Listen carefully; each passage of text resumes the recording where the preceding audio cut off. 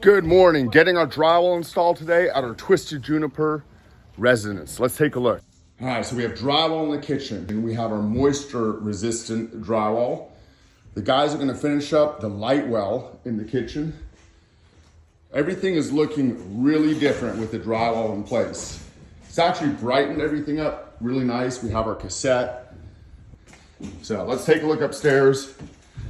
Now, one thing about the drywall guys is they make a mess when they install that drywall. This will all be cleaned up by tomorrow. Send in a crew, clean everything up, and then get ready for the mudders. So let's take a look.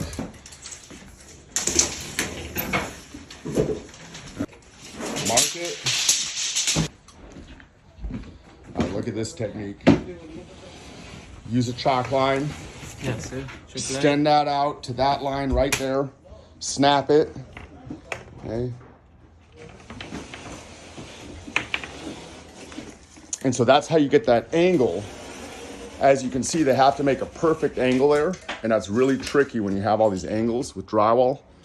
So you can't just randomly put that up. It has to be perfectly in line, and they're doing a great job with that. So roto-zip that light out. That's why it's so important to put those templates up so the guys can roto-zip those exactly where they go. There we go, roto-zip. Roto-zip, done. Beautiful. There we go. That's a beauty. All right, so almost done in here. Just a little bit left and the guys will be done today.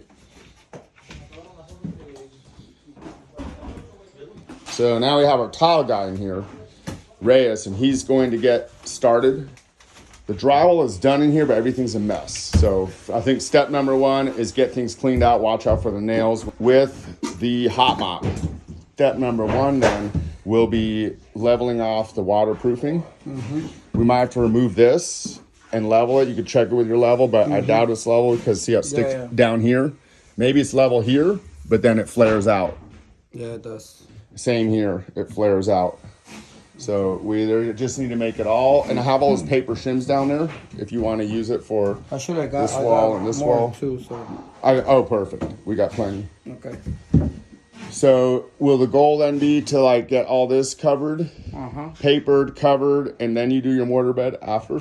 Actually, I'm thinking of doing the mortar bed now. Why? Because we need to get the measurements for the niche. Start putting tile up, get that measured. And then we also need to figure out, are we doing fulls? So we'll figure that out.